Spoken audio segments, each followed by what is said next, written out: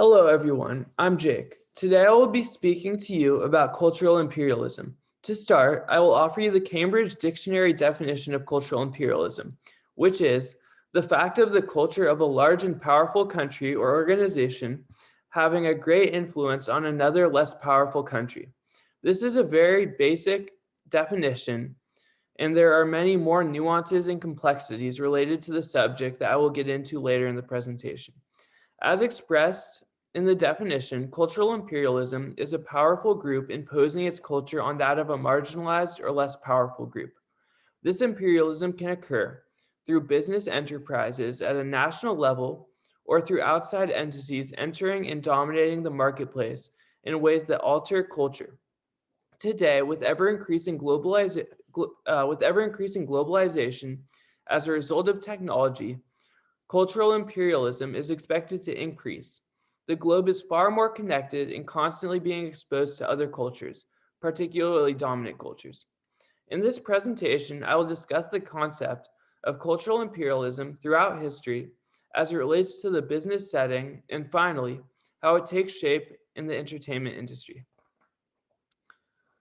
One of the earliest One of the earliest examples of imperialism in Western history comes from ancient Rome, when the Romans oftentimes violently imposed their law and culture on the territories they conquered. Later, European nation states like England and Spain expanded their empires onto the Americas, forcing weaker cultures to conform to their values, religions, laws, and language. They did this incredibly violently in most cases. They used laws to do what guns could not by making the native languages and cultural practices illegal. This domination and devastation was often justified by concluding that these weaker cultures needed to be organized because they were primitive and uncivilized.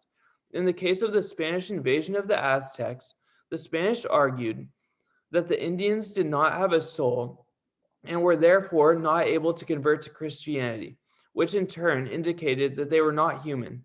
Other colonial arguments often suggested that by converting the weaker culture to Christianity and taking away their traditions, which they considered barbaric, they were improving the lives of the oppressed.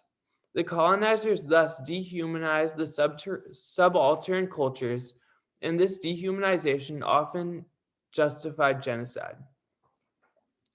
Roughly speaking, after World War II, during a period when many colonized countries were throwing out the colonizers and developing their own nation state, a number of new terms arose to not only describe the historical trauma these cultures had experienced, but to help these post colonial cultures reinvent themselves. Terms like cultural imperialism, which describes colonization through ideas, language, and cultural suppression as opposed to guns and brute force, or hegemony, which describes outsized influence or cultural bullying, and subaltern or marginalized cultures, which describes the weaker or non dominant cultures in the colonial relationship. Although cultural imperialism mostly occurs without the overt violence of classic colonialism, it can be equally devastating to indigenous populations as their belief and practices come under threat. With this loss of culture, many lose their sense of identity and of belonging. This loss understandably leads to grief and resentment. A video comes to mind that we talked about in class. It featured a Hawaiian woman explaining why she used the word Hallie and why she considered white people outsiders. She said it was not related to physical aesthetics, but rather the domination of Hawaiian culture that forced them to change their way of life. Now that we've explored some of the distinctions of colonialism and cultural imperialism, I will discuss cultural imperialism inside the business world. We live in a period of globalization, one in which certain organizations have a strong, even outsized global presence and influence. This can be seen as positive in that certain countries will have access to products they otherwise wouldn't, and for reasonable prices. It also means that technology and innovations are shared. However, this seemingly good thing can also be problematic because when companies move into foreign markets, the product they are offering or the way they offer it might have a negative effect on the culture of that country. This effect on the local culture may be unwelcome. One of the readings described the way Starbucks was introduced in Italy as a form of cultural imperialism. Italy has a rich coffee culture, as people often sit and enjoy a cup of coffee with friends. In other words, coffee is a social experience, and the act of going for a cup of coffee often takes 30 minutes or longer. This is in sharp contrast to Starbucks, where people will pick up their coffee and leave. For the most part, it is simply a business transaction rather than a social experience. It was also problematic from a pricing standpoint, as Starbucks was far more expensive than Italian coffee. In Italy, coffee is relatively cheap, and it is something to be enjoyed by all classes. Meanwhile, Starbucks had high prices that were not in line with the rest of the Italian coffee market. The implementation of Starbucks in Italy was met with resistance as the Italians saw it as an attempt to edit their unique coffee culture, a culture that many people in the country enjoyed and protected. However, Starbucks did do some things right to implement aspects of Italian coffee culture into their business model. They had traditional Italian architecture, making their building Italian rather than American, and they also used locally sourced beans.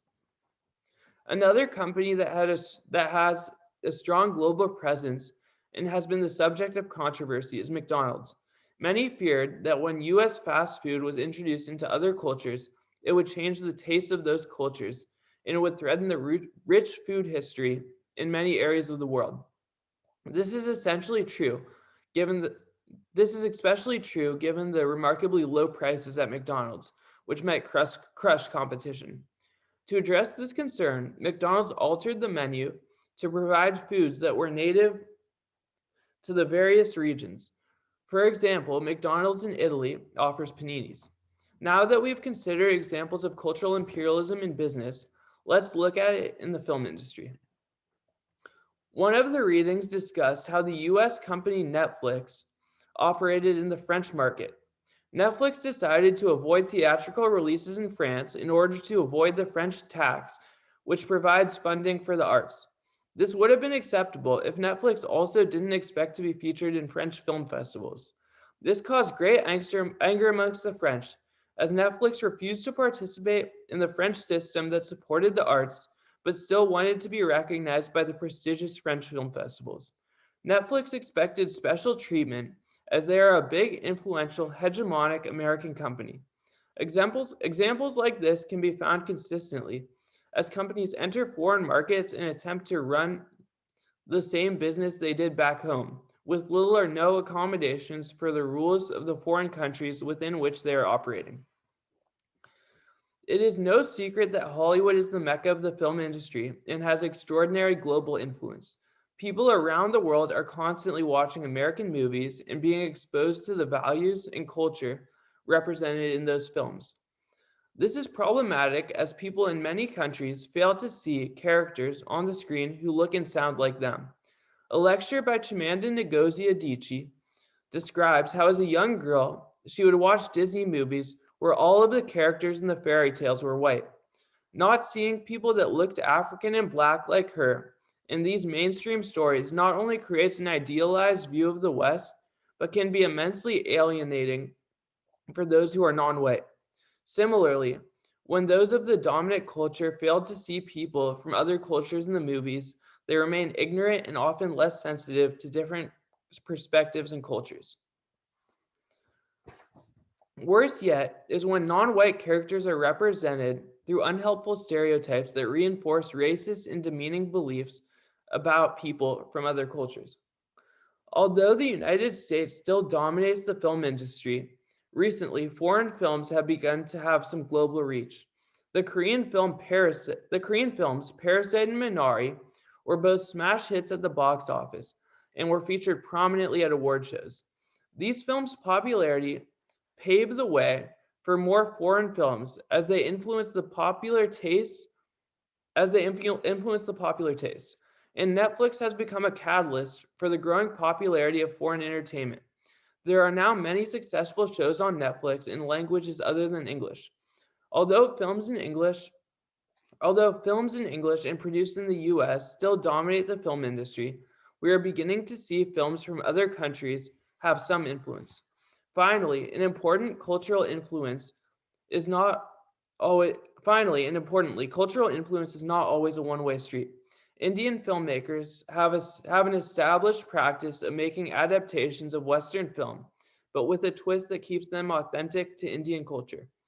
This has been the case with Bollywood, India's Hollywood. Bollywood is a massively successful Bollywood is massively successful and modeled similarly to its US counterpart. What makes Bollywood unique is that they hire Indian actors, use Indian locations, and the implementation of Indian dancing and music into the film. So audiences still watch a product that is authentically Indian and one that the people of India can relate to. To conclude, I would like to repeat my points about cultural imperialism. I began by defining cultural imperialism as a larger, more powerful country imposing their culture on a smaller, weaker country. I brought up the historical examples of cultural imperialism when colonial powers deemed that other cultures were inadequate and forced the people of colonized lands to adopt to Roman and European culture respectively. In many cases, the colonial powers arrogantly used what they believed to be their cultural superiority to justify genocide. We then discussed how cultural imperialism affects local businesses and how, when companies enter foreign markets, they must be sensitive to the local culture to not only avoid conflict, but to achieve success. Finally, we considered the American film industry and how American values and images of American lifestyle and people dominate the world entertainment. This is oppressive in that people from other countries are only exposed to American culture and cinema and fail to see people who look and understand the world as they do. All of these examples can lead to conflict, as culture is a source of understanding and belonging, and the threat of potentially losing it can cause great loss and anger for the subaltern culture. Cultural imperialism may be likened to someone taking over your home and either redecorating to their taste or completely throwing you out. I have hopefully made clear that cultural imperialism is a complex and relevant subject. As far as my study questions go, my discussion questions are as follows. When talking about the film industry, I brought up the examples of the recent foreign films Minari and Parasite gaining success in global markets. Is this going to be a trend, or was their success an anomaly? The second question is, how do you feel about American businesses entering foreign markets if the product is in conflict with the local culture, even when there is a market for the product or the American business may provide a useful service? When is this a good thing? When is it offensive? Thank you.